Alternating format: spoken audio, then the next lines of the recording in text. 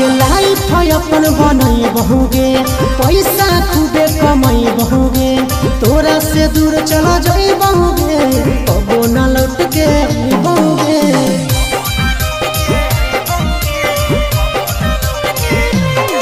आगे लाइफ अपन बनई बहुगे, पैसा खूबे कमाई बहुगे, तोरा से दूर चला जाई बहुगे, कबो न लौट के बहुगे।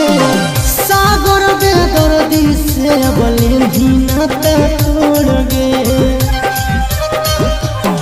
यही अखिया में लोर गे, अब नहीं तो तोड़ गे, जहियो छोड़ी कमाए लगे लोर गे, यही अखिया में लोर गे, अब नहीं तो तोड़ गे, जहियो छोड़ी कमाए लगे।